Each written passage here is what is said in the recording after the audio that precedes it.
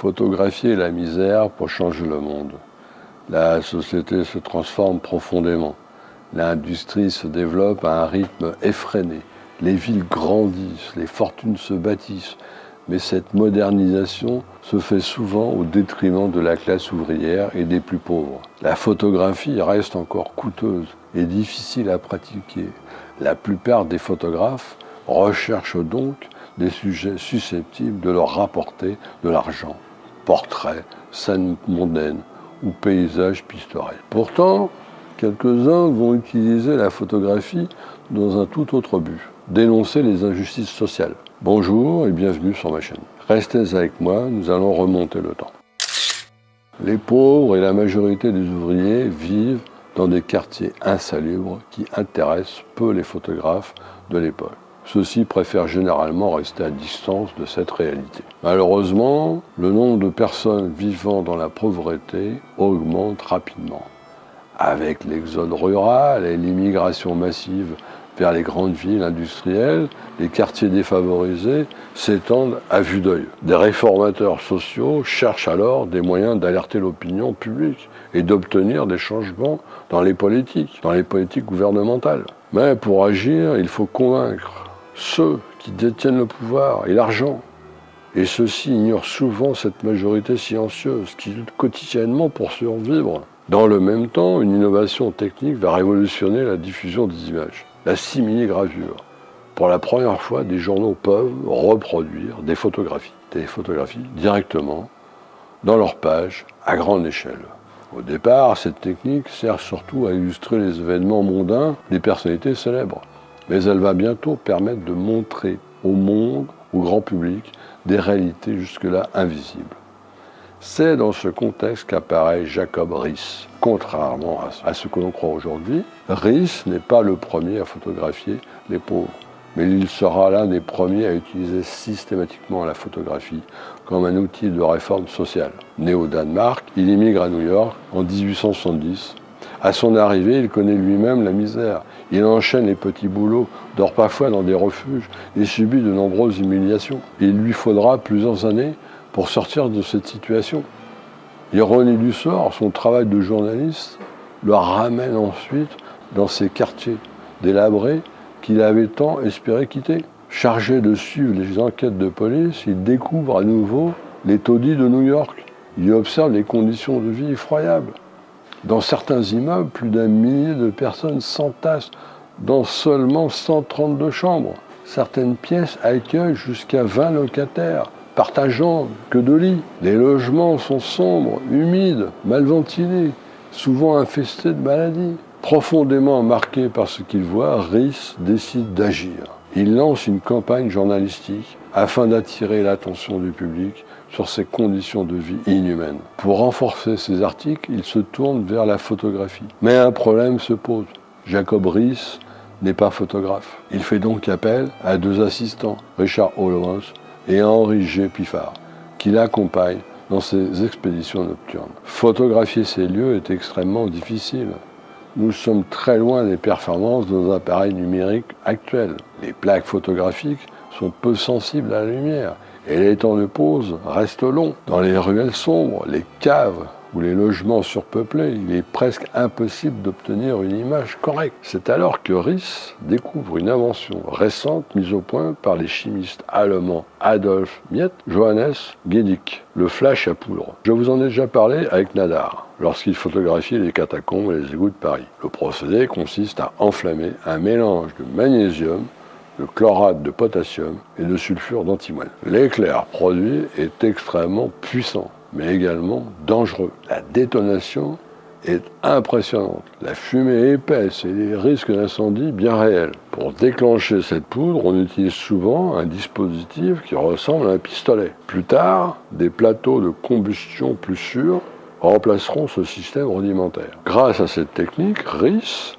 peut enfin pénétrer au cœur des taudis et montrer ce que personne n'avait encore vu. Cependant, ces 2 assistants finissent par se lasser de parcourir la nuit les quartiers les plus dangereux de New York. Riis se retrouve alors contraint d'acheter son propre appareil photo et d'apprendre lui-même la photographie. En 1890, il publie son célèbre ouvrage « How the Other Half Lives » « Comment vit l'autre moitié ». Le livre connaît un retentissement considérable. Pour beaucoup d'historiens, il marque la naissance du photojournalisme social moderne. Ces images contribuent à sensibiliser l'opinion publique et à provoquer plusieurs réformes concernant le logement à New York. Le travail de Riis n'est toutefois pas exempt de critiques. Une partie importante des photographies a probablement été réalisée par ses assistants. Ces méthodes sont également jugées intrusives.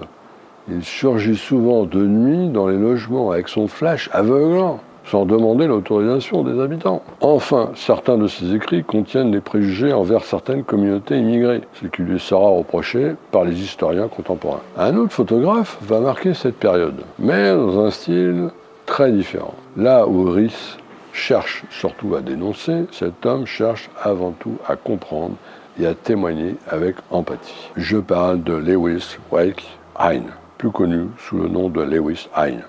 Sociologue de formation, Hine considère la photographie comme un outil d'étude et de transformation sociale.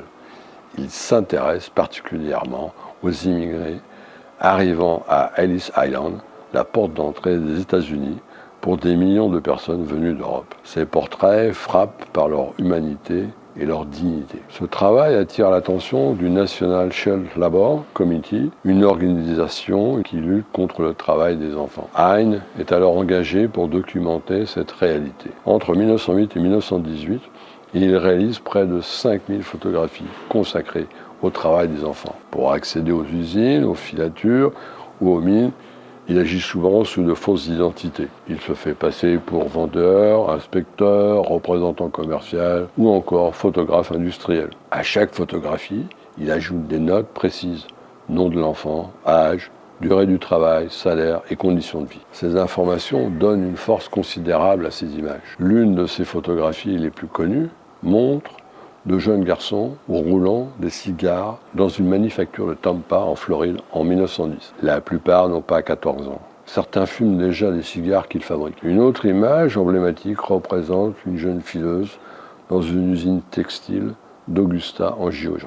Son visage sérieux est devenu l'un des symboles du combat contre l'exploitation des enfants. Les photographies de Hine jouent un rôle majeur dans la prise de conscience du public américain. Elles contribueront progressivement à l'adoption de lois limitant le travail des enfants. En 1919, Lewis Hine est largement reconnu comme photographe et réformateur social. Mais le succès ne dure pas. À partir des années 1930, les commandes se raréfient. Son style documentaire passe de mode et il rencontre d'importantes difficultés financières. Ironiquement, l'homme qui a contribué à améliorer la vie des milliers d'enfants termine sa propre vie dans une situation précaire. Le Museum of Modern Art de New York refuse d'abord de récupérer ses archives. Heureusement, la George Eastman House accepte finalement de préserver une grande partie de son œuvre. Lewis Hine s'éteint en 1940. Aujourd'hui, le travail de Lewis Hine est considéré comme l'un des fondements de la photographie documentaire moderne.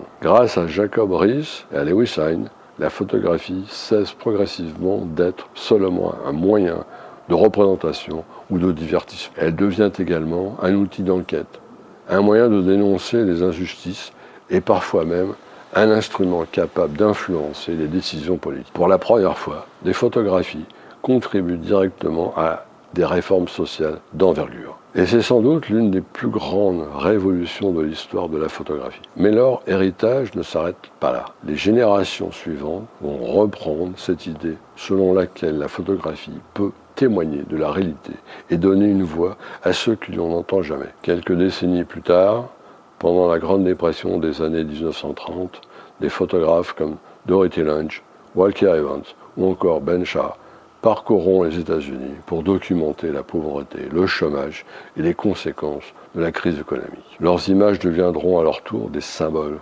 puissants de leur époque. La photographie documentaire entre alors dans un nouvel âge d'or. Désormais, l'appareil photo n'est plus seulement tourné vers les élites ou les événements prestigieux. Il se tourne vers les hommes et les femmes et les enfants ordinaires, vers ceux dont l'histoire mérite d'être aussi racontée. Et c'est précisément ce que nous découvrirons dans les prochains chapitres de l'histoire de la photographie. Merci d'avoir voyagé dans le temps avec moi. Si cet épisode vous a plu, n'hésitez pas à vous abonner, à laisser un commentaire et à partager cette vidéo. À très bientôt pour une nouvelle étape de notre aventure photographique. Ciao, bonsoir.